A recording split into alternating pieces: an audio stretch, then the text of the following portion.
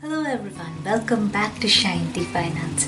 Today we are celebrating by painting fireworks. So this video is work in acrylics where I teach you step by step how to paint fireworks. Originally I wanted to do this in the event of 4th of July, but that didn't happen due to timelines. So I thought I'll do it for Diwali, and happy Diwali to all my friends and subscribers. And even if you're not subscribed, you're still welcome to celebrate with me. Let's celebrate by painting fireworks. And by the way, if you haven't already subscribed, consider subscribing by hitting the subscribe button down there and smash the bell so that you get regular notifications whenever I post my videos, which is every Wednesday and Friday, and sometimes bonus videos over the weekends. For this project, I chose a canvas toned with black mixed with a teeny tiny bit of phthalo blue. And now I am coming back and covering up the entire canvas with different shades of blue, mainly using phthalo blue and cobalt blue and some amount of dioxazine purple. So depending on the area, some of the areas I'm making it a little bit lighter, some of the areas I'm making it a little bit darker. So on the bottom areas and the corners and the sides on the top, wherever it is the very corners, I have put in dioxazine purple. And the middle area, I have mixed cobalt blue with a little tiny bit of titanium white to get a little bit lighter tone. And the rest of the areas are a mix of cobalt blue, dioxazine purple, and phthalo blue. And I have tried to build an area where the central part is a little bit lighter than the rest of the area. Now you can see me making some dots, which are where I am going to put in the different bursting areas on the canvas. And then I am using a step-down brush and kind of fanning the paint out. And at this point my paint is fairly damp, not completely dry but not very wet.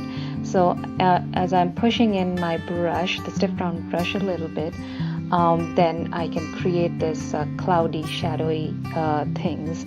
And this is exactly the same way how you create wispy clouds. And you can see that some of the cloudy structures that I'm making are very bright white, and some of them are like dull, almost fading out. And I'm doing that on purpose because I'm trying to create the smoke clouds that we generally see around fireworks.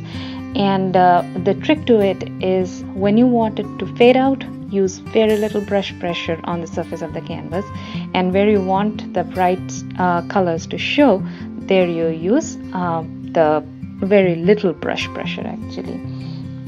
So differing the brush pressure from light to heavy, you can get faded out to brighter clouds.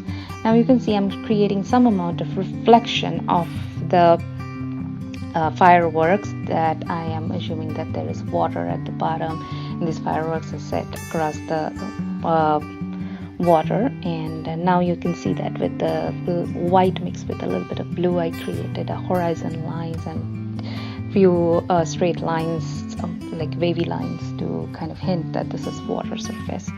I'm creating more and more straight lines and fanning them out. So the idea is to put a bright center and then fan out the bright center in all the different direction, and create kind of curvy lines. Don't make them straight lines, otherwise they would look very artificial. Make it a little bit curvy and have a kind of circular spread of the lines. So you can see that after firstly I put in the bright white lines, I'm coming back with reds. The idea behind this is that if I had put red on top of the black surface, nothing would have shown. But now that I've put white first, now you can see the reds and yellows that I'm putting on top. So if you want the colors of the firework to show, you would first have to put in the white, titanium white, and then glaze colors on top of it. And since I'm working with acrylics, the paint is drying very, very fast, so I'm having no troubles coming back with the different layers of glazes. You can see that I am holding my elbow a lot of time. This is to keep my hands steady while I am making the lines coming out of the center of the firework. Now, once again, just like the clouds, if you use more brush pressure and more amount of paint, you would get this bright white fireworks. And if you want something that is, you want to show that it's a little bit further away, then use less amount of brush pressure and less amount of paint, or rather paint thinned with a little bit of water.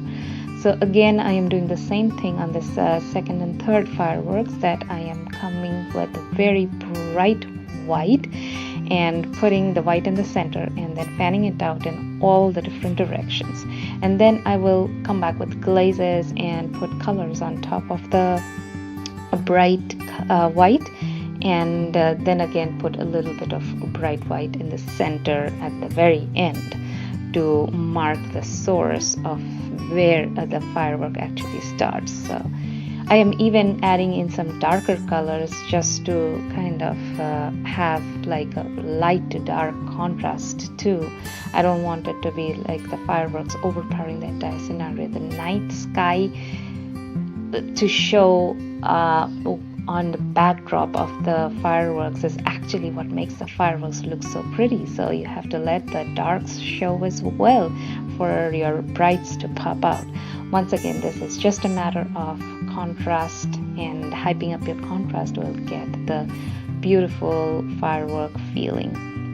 So you can create as many fireworks as you want or as few as you want.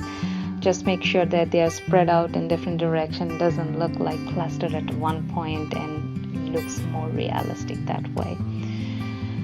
Because of the way my light is set up, it is looking like very bright and very white, but I have used a lot of blues on the right side and a lot of reds and yellows on the left side, and that is why I have the fireworks, although they're the same, they are looking a little bit different because I wanted a colorful look to the fireworks.